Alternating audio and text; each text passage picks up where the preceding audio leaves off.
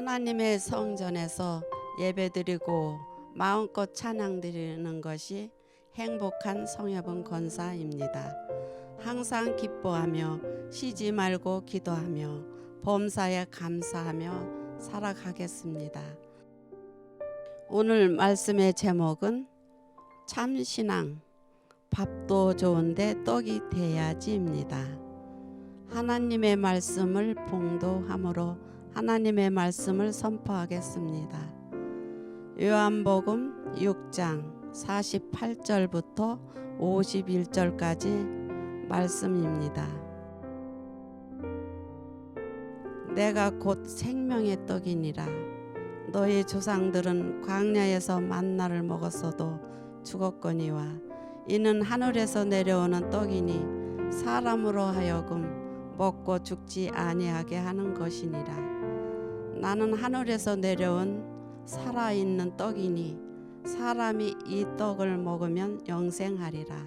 내가 줄 떡은 곧 세상의 생명을 위한 내 살이니라 하시니라. 아멘. 오늘 말씀의 제목을 다 함께 읽어보겠습니다. 시작.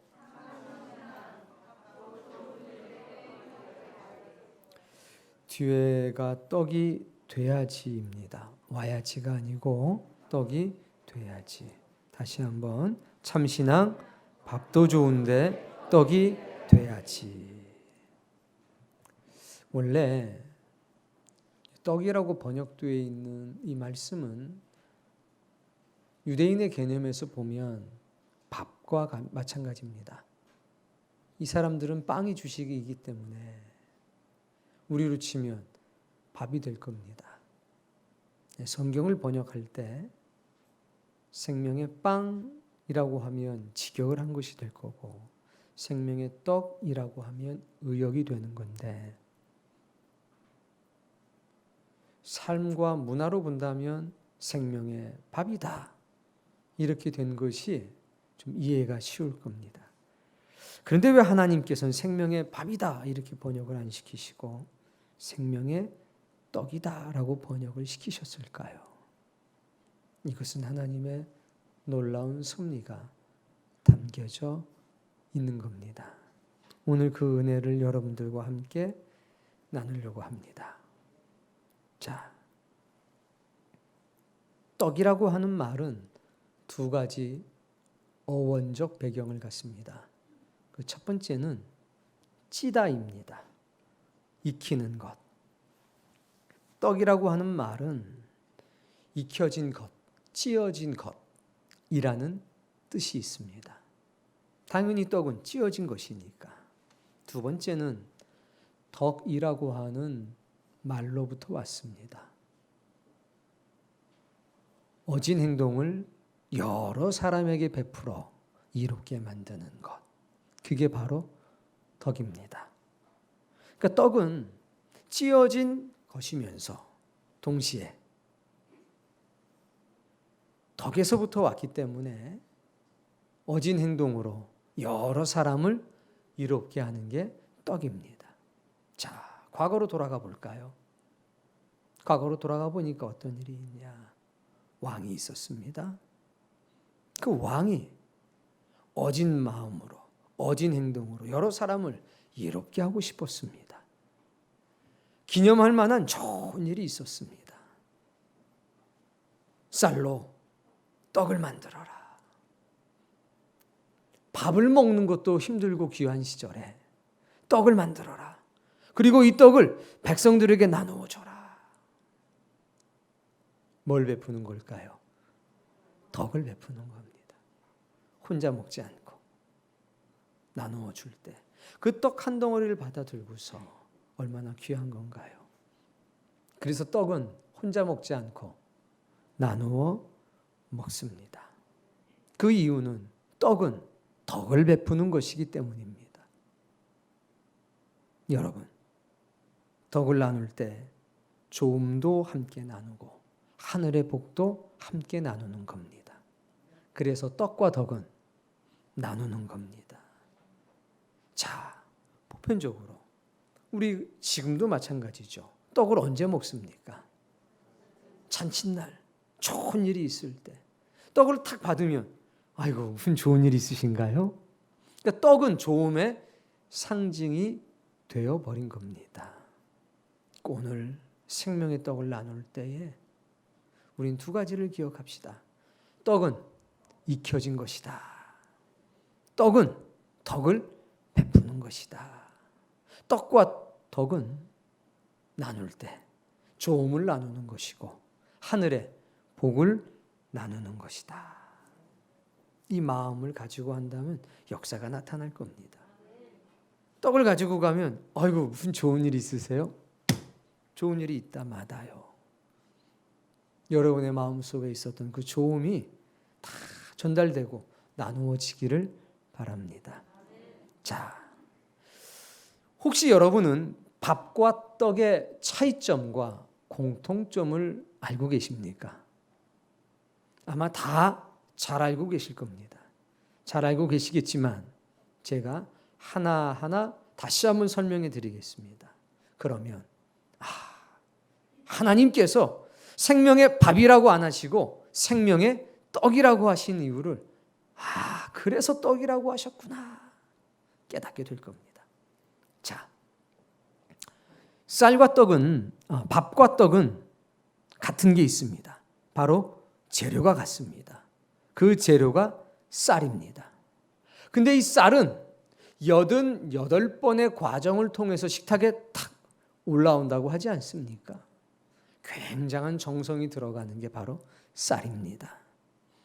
자, 이 쌀로 밥을 하려고 할 때, 떡을 하려고 할 때 가장 먼저 하는 게 있습니다. 첫 번째, 깨끗하게 씻는다. 두 번째, 적당히 불린다. 세 번째, 그릇에 담고 물에 잠겨서 뜨거운 불에 들어간다. 이게 떡과 밥의 공통점입니다. 그릇에 담겨지고 물에 잠겨서 불에 들어가면 모양이 변합니까? 속이 변합니까? 속이 변합니다. 쌀의 모양은 그대로인데 쌀에 속이 바뀝니다. 질감이 바뀌게 되고 맛이 달라지게 됩니다. 이게 밥과 떡이 공통적으로 겪는 과정입니다. 그런데 지금부터는 다름이 있습니다. 떡과 밥의 첫 번째 다름 따라해 볼까요? 놀라지 마시고 충격이 있을 수가 있어요. 떡이 훨씬 비싸다. 떡이 훨씬 비쌉니다. 현대 사회는 그걸로 다 끝나요. 떡이 밥보다 훨씬 비쌉니다. 그 이야기는 뭡니까? 가치가 있다. 더 귀하다는 겁니다. 그런데 왜 밥보다 떡이 더 귀할까요? 더 가치가 있을까요? 자, 밥. 밥을 주면 밥 맛있겠다. 그 뒤에 밥만 먹습니까? 아니면 무언가 또 필요한 게 있습니까? 무언가 필요합니다. 한마디로 반찬이 필요합니다. 밥은 반찬 없이는 먹기가 좀 어렵고 힘듭니다. 근데 떡은요, 그 자체로 맛이 있습니다. 밥을 딱 갖다 주고 야, 밥 먹어라. 그럼 뭐부터 찾냐? 엄마, 반찬이 뭐야? 반찬. 여보, 반찬이 뭐야? 반찬이 없으면 그 순간 여기서부터 원망, 불평 나올 수도 있습니다. 개 중에는 사랑으로 먹기 때문에 주여 우리 아내 얼굴만 봐도 반찬이 됩니다. 이런 분도 있겠지만 보통은 밥을 보면 반찬을 찾습니다. 그러니까 밥은 뭐가 필요하냐면 반찬이 필요합니다. 근데 떡은 반찬 없이 그 자체로 굉장히 훌륭한 먹거리가 됩니다. 두 번째, 밥은 원재료인 쌀이 동일하다면 맛이 일정합니다. 평준화되어 있다는 겁니다. 거기서 거기입니다. 김 집사가 밥을 하든 박 집사가 밥을 하든 동일한 쌀로 하면 거의 밥맛이 비슷합니다. 오히려 가마솥에 했느냐, 냄비에다 했느냐, 쿠쿠에다 했냐, 뭐 이런 거 따라서 맛이 좀 달라질 수는 있겠지만 거의 맛이 일정합니다. 그런데 떡은 다릅니다. 떡은 다양한 맛이 있고 다양한 식감을 가지고 있습니다. 누가 만드냐에 따라 가지고 떡은요 굉장히 다른 맛을 내게 됩니다. 자, 그리고 떡에는 4종류의 떡이 있습니다. 대표적인 거 시루떡, 시루에다 넣고 만드는 떡. 두 번째 절구떡. 아는 게 없어요. 성경도 모르고 떡도 모르고 먹을 줄 알죠 그래도. 두 번째는 절구떡. 절구에 넣고 빻아가지고 찧어가지고 만드는 떡. 그리고 2가지 떡이 더 있는데 이 2가지 떡은 저녁 모임 시간 때 말씀을 드리도록 하겠습니다. 가장 대표적인 게 시루떡과 절구떡입니다. 시루떡은 말입니다. 밥과 거의 마찬가지의 과정을 겪습니다. 그런데 불린 다음에 바로 불로 안 들어가고 어떻게 해요? 빻아요. 가루를 만들어냅니다. 그런 다음에 혼체에 걸러냅니다. 그 다음에 시루에 딱 넣고 어마무시하게 쪄대기 시작합니다. 그러면 무슨 떡이 되느냐? 시루떡이 됩니다. 그런데 밥을 해서 이걸 절구에 넣고서 막 빻고 찢기 시작하면 그 다음에 다시 또 패대기를 치고 이런 과정을 반복하면 뭐가 되느냐? 절구떡이 됩니다. 시루떡이든 절구떡이든 동일한 과정을 겪는 게 한 가지가 있습니다. 자기 부정의 단계를 겪게 됩니다. 원래 모습이 다 없어져 버립니다. 익히기 전에 없어지느냐, 익히고 나서 없어지느냐의 차이만 있을 뿐이지 쌀이라고 하는 형태는 남아있지 않습니다. 뭐만 남아있느냐? 쌀의 고유의 성질만 남아있을 뿐입니다. 여러분, 밥을 더 연단시키고 숙성시킨 것이 바로 떡입니다. 그래서 밥보다 떡은 더 귀하고 값어치가 있는 겁니다. 밥도 소중합니다. 그러나 떡은 더 귀합니다. 어느 날, 어유 김씨 일로 와봐. 내가 선물했어. 아이고 뭐예요? 밥이야. 맛있게 먹어. 밥은 귀한 것이고 좋은 것이지만 선물로는 적합할까요? 그렇지 않습니다. 어이 박씨 일로 와봐. 어이 김 선생님 일로 와봐요. 제가 선물을 준비했어요. 아이 뭐예요? 아 시루떡이에요. 백설기예요. 인절미예요. 빚은 떡이에요. 화과자예요. 이야, 이렇게 귀한 걸 무슨 좋은 일이 있으신가요? 떡은 무엇으로 쓸 수 있다? 선물로 쓸 수 있다. 밥은 선물로 사용할 수 없지만 떡은 그 자체가 선물입니다. 시루떡은 질감이 부드럽습니다. 뭐 카스테라 비슷하지요. 절구떡은 식감이 아주 쫄깃쫄깃합니다. 사랑하는 성도님, 신자는 모름지기 밥이거나 혹은 떡이 돼야만 합니다. 신자가 밥이 된다고 하는 것은 예수 그리스도를 만나서 이 모든 것이 하나님의 선물이었구나. 내가 먹고 마시고 살아가는 모든 게 내 노력으로 살아온 줄 알았더니 하나님의 선물이었구나. 깨닫는 순간 우리는 밥이 되는 겁니다. 그렇구나. 밥이 됩니다. 내 속사람이 익어가기 시작한다는 겁니다. 그러나 자기 부정의 과정을 겪게 되면 우리는 뭐가 되냐? 떡이 되는 겁니다. 예수님께서 48절에 이렇게 말씀했습니다. 나는 곧 생명의 떡이니라. 자기 선언이죠. 나는 생명의 떡이니라. 이 생명의 떡이라는 말씀, 이 속에 담겨진 선언은 무엇인지 아십니까?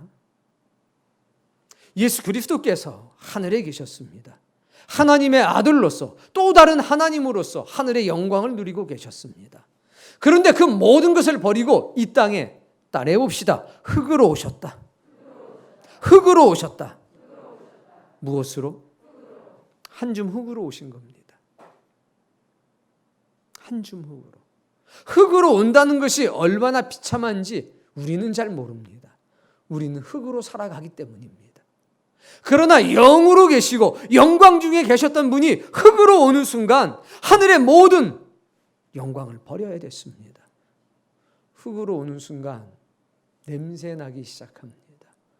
죄악의 냄새가 난다는 겁니다. 여러분 집에서 강아지 기르시는 분들 있죠. 강아지 목욕 안 시키고 한 2주, 3주 지나면 어떻게 됩니까? 냄새 나요. 비린내 나고. 아무리 이뻐도요. 냄새 나. 야, 목욕 좀 시켜라. 개 냄새는 어쩔 수가 없어요. 마찬가지로 사람에게는 죄의 냄새가 배어 있습니다. 사망의 냄새가 배어져 있습니다. 우리끼리는 몰라요. 개 향수를 한번 봤더니 끔찍하더라고요. 냄새가 피릿하고 이상한 냄새인데 개들은 그거 뿌려주면 서로 막 너무 좋아해요. 개가 좋아하는 냄새, 꼬리꼬리한 이상한 냄새. 흙으로 지어진 사람에겐 향기가 나는 게 아니라 냄새가 납니다. 근데 주님이 내려오신 겁니다. 흙으로 오시면서 그 죄의 냄새, 사망의 냄새, 시기의 냄새, 질투하는 냄새, 온갖 썩어진 타락한 인간의 냄새를 다 덮으시는 겁니다. 배가 고파야 되고 추워야 되고 더위를 느껴야 되고 상처를 받게 되고 시간과 공간의 제한을 받게 되고 자기 부정을 하신 겁니다. 뿐만 아닙니다. 십자가에 매달리셨습니다. 오염된 흙과 같은 존재, 죄악에 물들은 흙들을 위해서 다시 한번 십자가 지십니다. 그리고 다시 한번 자기를 부정하십니다. 죽으실 수가 없는 분이신데도 불구하고 스스로 당신의 생명을 내어 놓으셨습니다. 고통을 겪으시고 아픔을 겪지 않으셔도 되는데 사망의 고통을 친히 당신의 몸에 담으셨습니다. 주여, 아버지여, 이 잔이 내게서 지나가게 하옵소서. 그러나 나의 원대로 하지 마시고 아버지의 뜻대로 하옵소서. 그게 자기 부정 아니겠습니까? 이런 과정을 통해서 나는 생명의 떡이 되었다 라고 주님은 말씀하시는 겁니다. 오늘 신자들도 자기 부정의 단계를 거쳐야 합니다. 우리는 흙으로 지어진 존재였기 때문에 흙으로 살아가는 게 마땅합니다.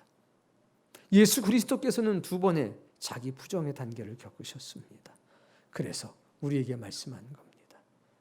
자기 십자가를 지고 나를 따라오라. 십자가는 자기 부정의 단계를 겪는 겁니다. 이제 우리의 모든 자아가 부서지고 새롭게 만들어집니다. 그래서 밥으로 있을 때는 감사가 있습니다. 아버지, 이 모든 것이 다 하나님의 은혜입니다. 하나님의 선물입니다. 예배하는 것이 즐겁습니다. 교회 오는 것이 즐겁습니다. 기도하는 것이 즐겁고 찬양하는 것이 즐겁습니다. 여러분도 혹시 그렇습니까? 그럼 여러분은 밥입니다. 그런데 참신앙은 밥이 떡이 될 때 나타납니다. 우리가 자기 부정을 한다는 게 뭡니까? 십자가 지는 겁니다. 즉 사명적 선행을 깨닫게 되는 겁니다. 어떤 거요? 사명적 선행. 십자가가 사명이 돼서 이것으로 사람을 살려야 되겠다. 선행은 사람을 살리는 것 아닙니까? 하나님 나라로부터 멀어졌던 사람을 하나님 나라를 상속받을 수 있는 상태로 만들어내는 모든 행위가 선행 아니냐는 겁니다. 그래서 생명의 떡 되신 예수 그리스도를 마음에 품고 생명의 떡 되신 예수 그리스도를 나눠주기 위해서 나가는 것, 우리는 그것을 전도적 선행이라고 합니다. 전도가 사명이 된 거고 그것이 선행이 된 겁니다.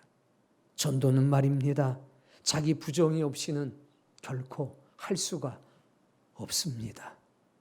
자기 부정과 자기 헌신과 자기 희생을 통해서 우리는 밥에서 떡으로 넘어가는 겁니다. 성숙되는 겁니다. 오늘 여러분이 생명의 떡 나누기라고 우리가 거창하게 이름을 붙였습니다만 이 생명의 떡 나누기라고 하는 과정을 통해서 우리는 밥에서 떡으로 더 성숙되어져 가는 것을 경험하게 될 겁니다. 아까 보니까 미친 사람 나왔습니다. 참 우린 정말 아름답게 미친 사람입니다. 우리는 결코 포기하지 않습니다. 우리는 선한 일에 중독이 된 사람들입니다. 우리는 사람을 살리는 일에 정신이 나간 사람들입니다. 그런 사람이 바로 떡인 겁니다. 오늘 본문 말씀 48절 있습니다. 내가 곧 생명의 떡이니라. 주님이 이렇게 선언한 것처럼 우리도 선언할 수 있어야 됩니다. 지금 이 자리에는 밥이 되길 원하는 사람이 있습니다. 지금 이 자리에는 떡이 되길 원하는 사람이 있습니다. 빨리 밥이 되도록 하십시오. 여러분, 장작불에 가마솥을 걸어놓고 밥을 하게 되면 그 밥이 익어가는 그 구수한 향기 온 동네에 퍼지지 않습니까? 여러분, 그런 사람 되길 바랍니다. 이미 밥이 됐다면, 여러분의 내면에 거룩한 변화가 생겼다면 이제는 떡이 됩시다. 하나님께서 야! 내 선물이야! 김집사 내 선물이니까 받아라! 이 선물과 같은 사람이 됐으면 좋겠습니다. 자기 부정의 단계를 통해서 하나님 내 원대로 하지 마시고 하나님의 뜻대로 하옵소서. 이런 자기 선언이 있다면 그 사람 떡입니다. 그때 비로소 참 신앙이 시작되는 겁니다. 그러니 오늘 어떤 이는 밥이 되길 바라고 어떤 이는 변해서 떡이 되기를 바랍니다. 내가 곧 생명의 떡이니라. 49절. 너희 조상은 광야에서 만나를 먹었다. 그리고 죽었다. 50절. 이는 사람으로 하여금 먹고 죽지 아니하게 하는 것이라. 만나가 등장합니다. 그리고 생명의 떡, 하늘에서 내려온 떡이 있다고 주님이 말씀을 하십니다. 이 만나와 떡이 어떤 차이가 있는지 말씀드리겠습니다. 민수기서 11장 말씀에 보면 이렇게 기록이 되어 있습니다. 제가 읽을 테니까 따라 읽어봅시다. 만나는 가시와 같고 모양은 진주와 같은 것이라. 그 모양을 설명하는 겁니다. 가시와 같은데 진주처럼 동글동글하다는 거죠. 백성이 두루다니며 그것을 거두어 이것은 해 뜨기 전에 이른 새벽에 내려왔습니다. 하늘에서 마치 이슬과 같았습니다. 해 뜨기 전에 빨리 일어나서 이것을 거두어야만 했습니다. 해 뜬 다음에는 사라져버리고 말았습니다. 그것을 거두어 따라해보세요. 맷돌에 갈기도 하고 절구에 찍기도 하고 가마에 삶기도 하여. 그래서 먹을 것을 만든 겁니다. 맷돌에 절구에 가마에. 여러분, 만나는 과정이 필요합니다. 거둬들이는 과정, 먹을 것을 만드는 과정이 필요했습니다. 그리고 매일과 같이 나가서 거두어 드려야 했습니다. 먹었는데 병에 걸려 죽었고, 먹었는데 불순종해서 죽었고, 먹었는데 나이 들어 죽고, 먹었는데도 죽었습니다. 그런데 생명의 떡은 다릅니다. 과정이 불필요하다는 겁니다. 매일과 같이 나가서 거둘 필요가 없다는 겁니다. 내가 이것을 가지고 와서 다시 먹을 것으로 만들기 위해서 이런저런 행동을 할 필요가 없다는 겁니다. 그냥 생명의 떡은 뭐 하면 됩니까? 먹으면 됩니다. 반찬 필요합니까? 필요하지 않습니다. 그냥 먹으면 됩니다. 거두지 않아도 되는 살아있는 떡입니다. 이 떡은 먹으면 죽어도 삽니다. 그래서 생명의 떡이라고 합니다. 51절. 나는 하늘에서 내려온 어떤 떡? 살아있는 떡이다. 살아있기 때문에 움직일 수 있습니다. 만나는 그 자리에 있습니다. 그래서 거두러 가야 합니다. 예수 그리스도는 생명의 떡인데 살아있습니다. 그래서 움직입니다. 우리가 찾아가는 것이 아니라 주님이 우리를 찾아옵니다. 그래서 살아있는 떡이라고 하는 겁니다. 주님이 우리를 찾아오는데 독특한 방법으로 찾아오십니다. 어떻게 찾아오시느냐? 전도에 미련한 방법으로 찾아오십니다. 여기 앉아있는 여러분, 오늘 여러분이 지금 이 자리에 앉아있는 것은 누군가가 여러분을 전도했기 때문입니다. 아, 목사님, 저는 스스로 나왔습니다. 너 스스로 나왔지만 생각을 해봐라. 넌 누군가를 보고 교회를 나가야 되겠다는 생각을, 마음을 먹은 게 아니냐? 하나님은 사람을 통해서 불러들이십니다. 즉, 생명의 떡 되신 예수님이 이미 밥에서 떡이 된 신자의 가슴 속으로 들어가서 우리의 마음의 문을 두드리시는 겁니다.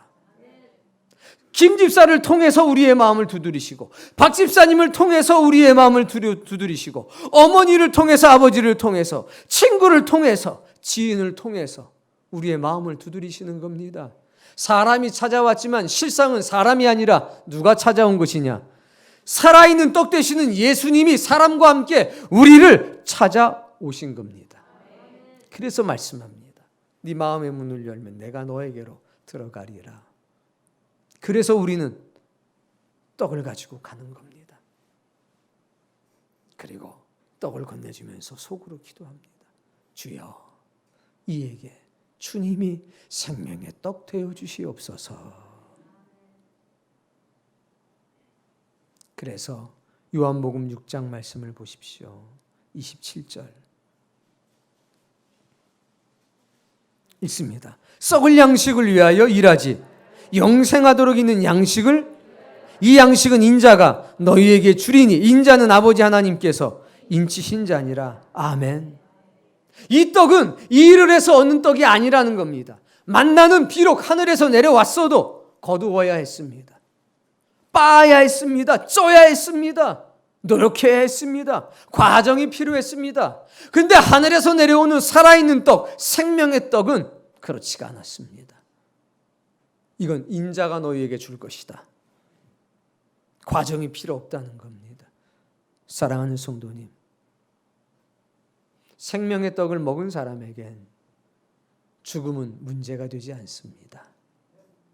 생명의 떡을 먹으면 안 죽는 게 아니라 죽어도 다시 삽니다. 어떻게 돼요? 죽어도 다시 삽니다. 여러분, 죽어도 다시 산다는 것은 죽은 겁니까? 안 죽은 겁니까? 마치 죽음이 잠을 자는 것과 같은 겁니다. 자, 어젯밤에 다 주무셨죠? 자, 잘 때 아무 생각이 안 납니까? 생각이 납니까? 그 생각이 나는 사람들은 설잠이라고 하죠. 잔 것도 아니고 안 잔 것도 아니고. 그러니까 아침에 일어나면 어때요? 찌뿌둥한 게, 아이씨, 뭐 잔 것도 안 가도 막 이래요. 근데 푹 잤다. 죽은 듯이 잤다. 그리고 일어났다. 어떻게 일어납니까? 아우, 개운하다. 잠은 죽은 듯이 자야 합니까? 설잠을 자야 합니까? 그렇죠. 죽으려면 확실하게 죽도록 하십시오. 확실하게 죽어야 새 생명이 일어날 때 아이고 잘 잤다 이러는 겁니다. 믿는 자에게, 생명의 떡을 먹은 사람에게 죽음은 잠과 같습니다. 그래서 예수님도 그렇고 성령님의 은혜를 받은 사람이 이렇게 말하는 겁니다. 자다가 깰 때가 벌써 되었느니라. 나를 믿는 자는 죽어도 살겠고. 그 죽음이 뭐 같다는 겁니까? 잠과 같다는 겁니다. 잠은 달지 않습니까? 자기 시작하는데 못 일어나면 어떻게 되는 겁니까? 오이구. 근데 잤는데 3시간 뒤에, 5시간 뒤에, 8시간 뒤에 일어나면 얼마나 꿀과 같습니까? 오늘 생명의 떡 되신 예수 그리스도를 먹으신 여러분, 여러분에게 죽음은 꿀잠이니 기왕에 죽을 거 확실하고 분명하게 죽기를 바랍니다.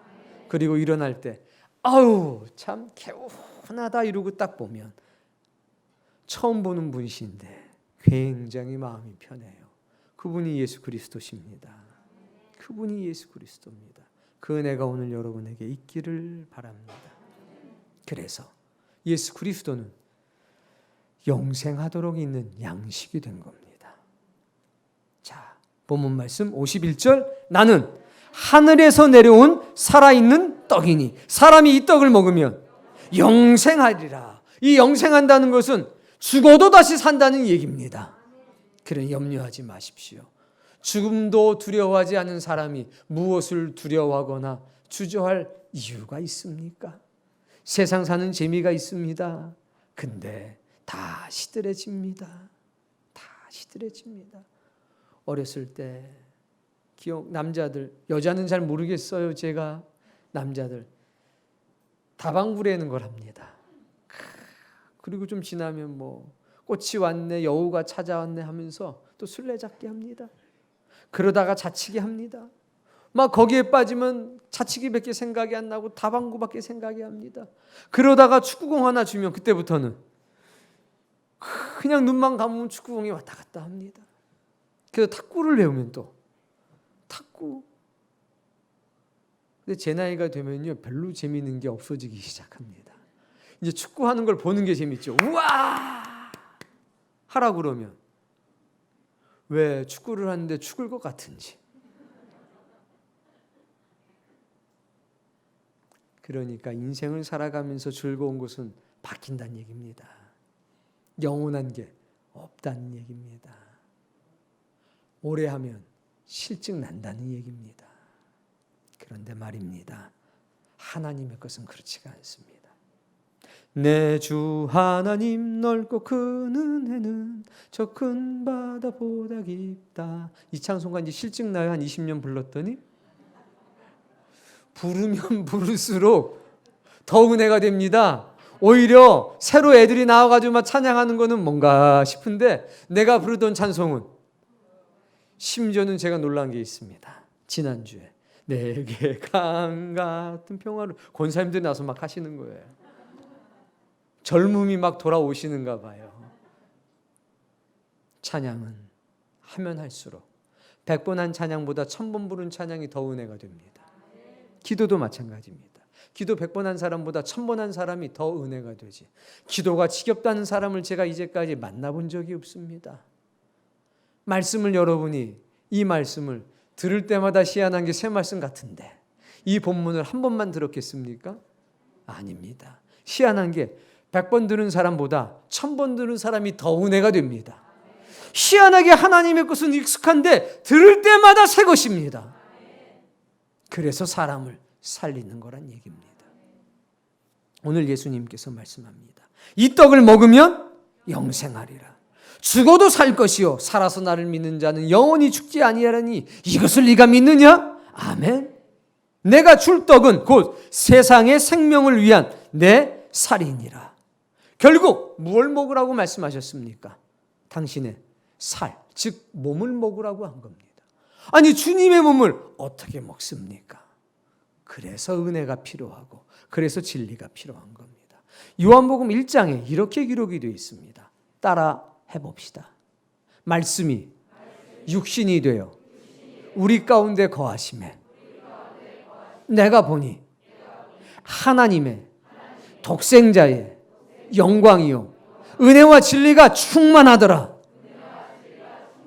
말씀이 뭐가 됐습니까? 육신이 됐습니다. 내 몸을 먹어라. 이거는 주님의 몸을 먹으라는 게 아니라 주님의 말씀을 먹으라는 겁니다. 왜? 말씀이 육신이 돼서 우리 가운데 있기 때문에. 야, 생명의 말씀을 먹어라. 내가 너희에게 이른 말이 영이요 생명이라. 이 말씀이 네 안으로 들어가면 믿음이 될 것이고 믿음이 된 말씀들은 너희를 나처럼 만들 거니 내가 곧 네가 될 것이라. 너는 곧 작은 내가 될 것이라. 그래서 우리는 작은 예수님이 된 겁니다. 작은 예수님이 된 사람들을 뭐라고 그러는 거냐? 그리스도인이라고 말하는 겁니다. 예수 그리스도를 먹도록 하십시오. 생명의 떡을 먹도록 하십시오. 예수님이 말씀이 육신이 돼서 은혜와 진리가 충만하고 하나님의 독생자의 영광이 가득했던 것처럼 우리 안에도 생명의 말씀이 들어오고 우리가 거듭나고 변화되기 시작하면 우리에게도 하나님의 자녀로서의 영광이 가득하게 될 것입니다. 뿐만 아니라 우리 안에도 은혜와 진리가 충만하게 될 것입니다. 그리스도의 형상이 나의 형상이 되는 은혜가 역사되게 될 거라는 겁니다. 참신앙은 밥에서 떡이 되는 겁니다. 떡은 선물입니다. 우리도 예수님처럼 생명의 떡이 되어야 되지 않겠습니까? 우리도 예수님처럼 세상에 선물이 되어야 되지 않겠습니까? 떡은 덕입니다. 떡은 조음입니다. 떡은 하늘의 복을 나누는 것입니다. 한번 이 시간 여러분 각자에게 물음을 한번 던져봅시다. 나는 쌀인가? 나는 밥인가? 나는 떡이 되었는가? 나의 신앙의 단계는 어디쯤에 와 있는가? 생각해 보셔야 합니다. 그리고 혹시 떡이라면 또 한 번 생각해 보셔야 합니다. 나는 시루떡인가? 나는 절구떡인가? 한 번쯤 생각해 봐야 합니다. 나는 부드러운 거 보니까 시루떡인가? 나는 그냥 쫄깃쫄깃한 게 나는 절구떡인가? 시루떡이 더 부드러워지려면 더 고운 가루가 돼야 합니다. 절구떡이 그 쫄깃함을 더하려면 그냥 떡매를 온몸으로 받아야 합니다. 자기 부정이 커지면 커질수록 깊어지면 깊어질수록 우리는 더 좋은 떡이 되는 겁니다. 오늘 예배하는 여러분, 예수 그리스도께서 생명의 떡으로 오셨습니다. 자, 나는 생명의 떡이니라. 그 말씀이 여러분에게 은혜가 됩니까? 그 의미가 여러분의 영혼에 닿습니까? 밥도 좋은데 떡이 돼야지 라고 하는 말이 여러분의 고백이 되고 여러분의 간증이 된다면 여러분은 참 신앙이 될 겁니다. 아름다운 소식을 전하는 자의 산을 넘는 발걸음이 얼마나 아름다운고, 생명의 떡을 가지고 시련의 산을, 고난의 강을 건너서 복음을 전하는, 아름다운 소식을 전하는 사랑의 교회의 성도들의 모습이 어찌 그리 아름다운고. 한 주간 내내, 오늘 이후로 한 주간 내내 하늘에서 이 아름다운 찬송이 울려 퍼지게 되길 바랍니다. 우리의 기도가 하늘에 닿을 겁니다. 비록 4,000개밖에 안 되는 떡이지만 그 떡은 세상을 밝히는 등불이 될 줄로 저는 믿습니다. 전도단들, 또 기도로 후원해 주시는 분들, 또 재정으로 후원해 주시는 분들 다 복될 겁니다. 오늘 몸으로 참여해 보십시오. 아직까지 신청 안 했지만 목사님 저 오늘 한번 잠깐이라도 해보렵니다. 잠깐이라도 해보십시오. 한 30분 정도면 체험 프로그램은 끝납니다. 그러나 그때 은혜가 역사됩니다. 은혜가 정말 30분만이라도 해봐야 되겠다 하는 분들은 전도사님에게, 또 전도단 총무들에게, 아니면 그냥 내가 아는 사람에게 붙들고서 나도 좀 한번 해볼 수 있을까요? 체험해 보십시오. 여러분이 밥으로 익어가고 여러분이 떡으로 익어가는, 성숙되어져가는 놀라운 첫걸음이 될 것입니다.